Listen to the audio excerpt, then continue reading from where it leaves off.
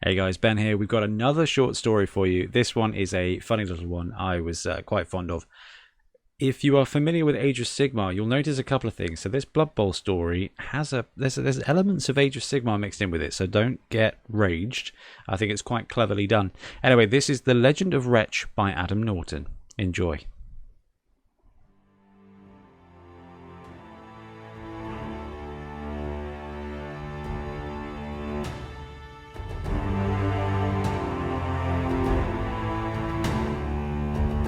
The Legend of Wretch, a Blood Bowl short story by Adam Norton.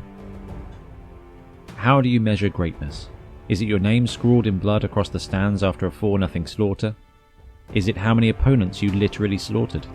Is it the number of times your brain was slammed into the cage of your helm, only to be revived by beautiful Bloodweiser babes holding a thrashing mug of the nectar of the Nufflin gods? No, because you can't remember any of that anymore. It is one day, one game, one moment. Sometimes, when the realm gates align, even the smallest of heroes can lay low the most colossal monster, usually a squig. As time ticked down on the last drive of their last game of the season, the mammoth grey Rockeneers needed that moment. The Rottington No-Skins lined up in the 4-3 death fence like an implacable wall, mostly because they lacked the ability to understand placation.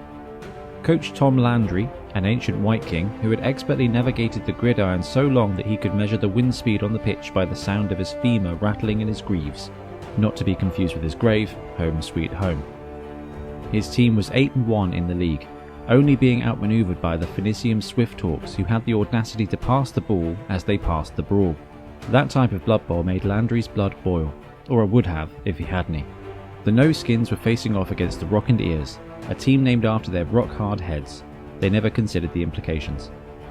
What they lacked in coaching, because they had eaten the last one, they made up for in sheer boneheadedness. The Rockeneers had a typical strategy: punch the other team's lights out until the referees were able to mortally wound you into stopping. One of their star offensive players, Chomp, a 12-foot ogre named ironically after his empty smile, had been taken off the field after he choked on a mummy's loose wrapping during a key drive up the centre. In an odd turn, the referee screamed, "Holding!" and the 5-foot loss for an ogre team was sizable. Now down to 10 players, their only hope of remaining in the game entered onto the field to the deafening chattering of confused Skaven and roaring Orc hooligans alike. A man-sized thing helmet wobbled to the line with a diminutive Noblar underneath. This was Wretch, the untasty, who had never been swallowed, no matter how many times he was lambasted in spices and boiled by local butchers. Wretch pointed a nasty Noblar knuckle at the crowd, the rest had been eaten, and yelled, "Are you ready for some Blood Bowl?" in a singy-songy twang. Though familiar, no one knew where this demand came from, and instead the stand screamed, "Hobble the Noblar." Wretch gulped, dribbling mucus out of his slack jaw. Wretch had had a dream, or was it a war? He couldn't be sure. Wretch always wanted to play Blood Bowl. He had been raised a few days ago watching the Rock and Ears smash, crash and never dash to loss after loss. It was glorious.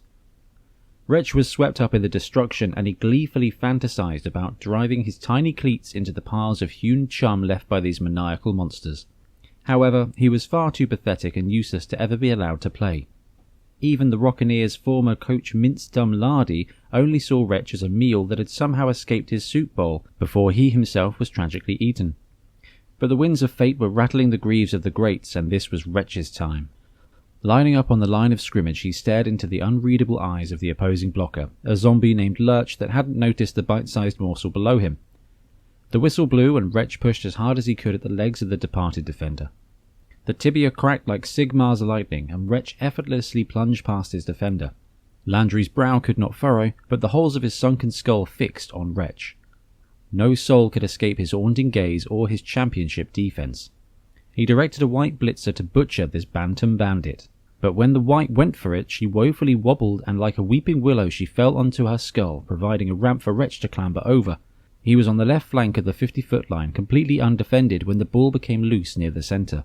A mass grave had formed as Skeleton's dog-piled thrower Dim Deepbrow, who absent-mindedly fumbled the squigskin while cracking heads. Wretch knew that he was the only one aware of the rules of the game enough to do something.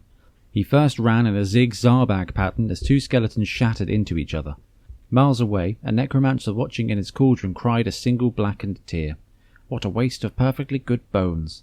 he said to no one in particular, as skeletons are terrible company. Wretch ran back down the flank and was nearly distracted by the undead cheat team who had begun a Van Hell's dance macabre to get the ghouls going. Wretch thought they were rotten, and he was proven correct when another zombie jerked to tackle him, running smack into the headless cheerleader, popping a boil that sprayed the first row of scowling Negarites. However, Grandfather Nurgle would not be the only god pleased that day. Wretch yelled, "Here we go!" as he sailed back over the white he had previously hurtled and threw himself on top of the prolate spheroid. Sorry, I bet a collegiate battle wizard I could learn a new word every day. Unfortunately for Wretch, and despite his foul flavour, Deepbrow was famished. The brutish bruiser lifted Wretch high off the ground along with the precious ball he was clutching. Dim positioned Wretch above his gaping maw and held him like a fistful of the popped corn being munched on in the stands. Suddenly, a ghoul blitzed up the field, falling over his fallen teammates' scattered bones. The delusional ghoul collided with Dim's gut, busting into the mighty ogre and causing him to wildly hurl the ball in the air. Unfortunately for the Noblar, he was still firmly affixed to the hurtling projectile. Wretch used every ounce of his strength to grip the rocketing bullet as he shot through the wild soot yonder. Sparks burned at him as he flew through the Fire Realm's sky. Wretch reflected on his brief and previously uneventful life as the sound of caterwauling fans rapidly overtook his senses.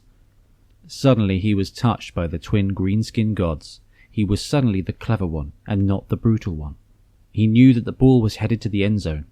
If he could simply brace for impact, he would be the first ever Rock and Ear to score a point in the history or prehistory of the game. Chomp awoke with a splitting headache. Some bag of bones had screened his face with bandages, causing him to choke on his own mystical leaking sands of time. He had never been knocked out, even when he would share hours of drunken headbutts with his Moor tribe. This made him furious. So did everything else, but this was no different. The blistering bright lights of the stadium were blinding him. He stumbled to his feet and passed the keening Branch Witch healer. He stumbled to what he thought were the sidelines and looked up at the burning skies of Akshi. And then suddenly things went dark again and he was choking on something that tasted unfathomably repulsive. The referee screamed touchdown. Landry appeared in a ghostly fire before him, freezing the referee to his marrow, cursing the human soul as he sucked out his very essence. A deep sound emerged from the unmoving chest of Tomb Landry, past Diesman trophy winner and 3-time cast iron ring recipient. "There were too many players on the field." Another referee, a 15-foot Croxagore, stomped over and begrudgingly began counting the players on the field. "There are 22 players on the field and 1 in the end zone. Looks like a touchdown to me." The crowd was electric, and only partly because the Stormcast elementals had arrived to quell the hosts of chaos sacrificing other fans. 2 ogres grabbed a keg of Crocscore aid, and with no coach to pour it on, they threw it on themselves, suddenly smelling of sweetened swamp water. Chomp, and therefore Wretch, who resided in the Gutbuster's belly, was carried high by 2 of his teammates and then dropped by another Noblar named Norgut. Another story. Chomp was championed as the most volatile puker, MVP, since he threw up everything except Wretch that day. He went on to play for the Scream Bay Hackers, a much better ogre team that was rumoured to have read the rules of Blood Bowl at least once. The final score that day was 3-1, an otherwise forgettable game in the grand scheme of the realms, but in the Mammoth Grey Rock and Ears Hall of Mame, that game is known as the Legend of Wretch, the Once Swallowed.